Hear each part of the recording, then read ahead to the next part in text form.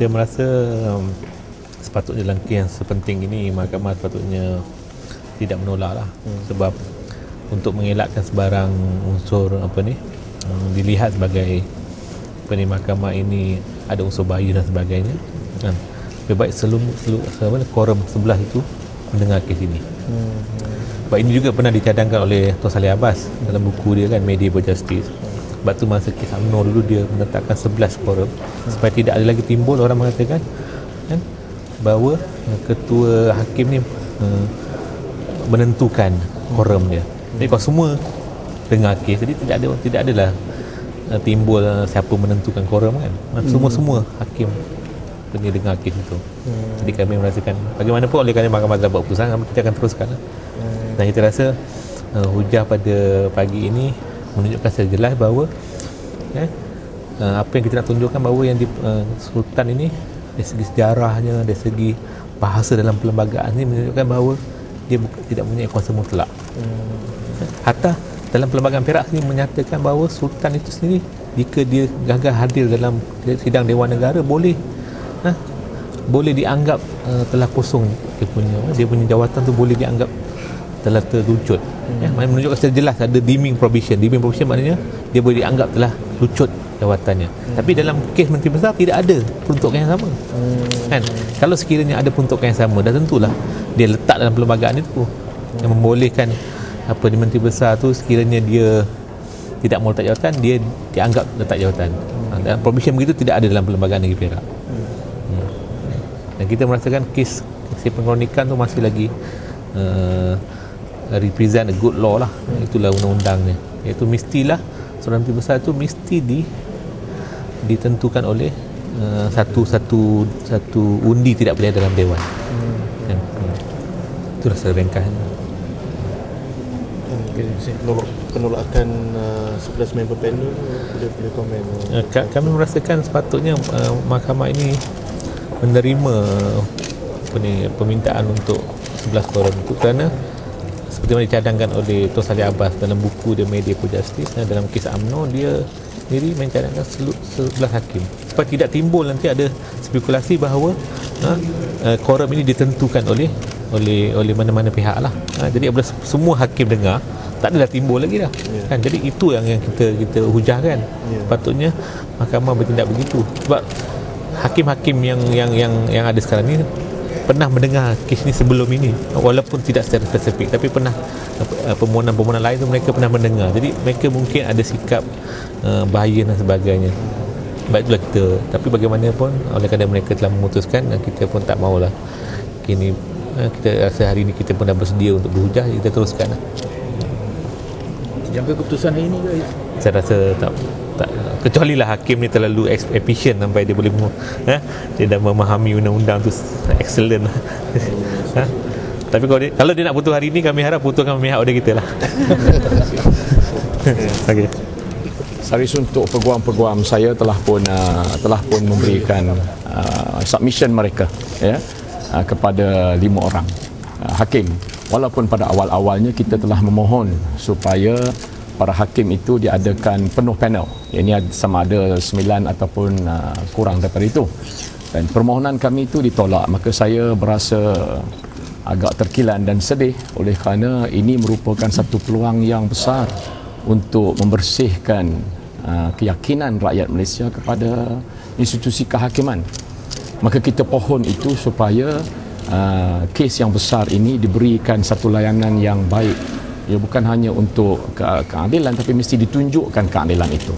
Ataupun bukan hanya kita nak memohonkan impartiality, tapi mesti appear impartiality. So inilah peluang yang terbaik.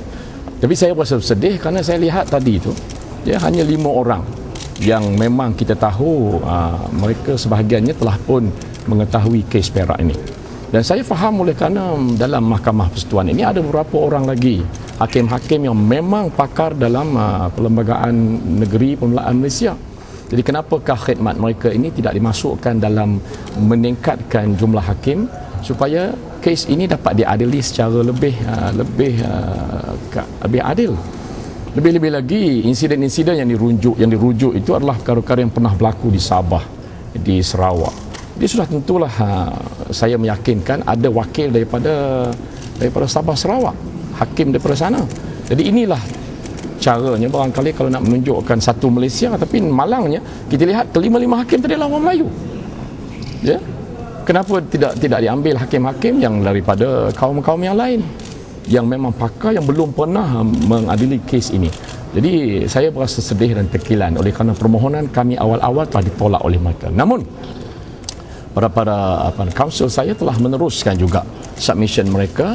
Lead counsel Tuan Haji Sulaiman telah meneruskan hampir sejam setengah, kemudian disambung dengan beberapa orang, dan kita dapati bahawa akhirnya hujah-hujah yang kita buat itu memberikan satu perkara ataupun realiti yang baru, satu paradigma yang baru insya-Allah kepada hakim untuk melihat kes ini dalam konteks bukan hanya faktual dia, tapi dalam konteks perundangan.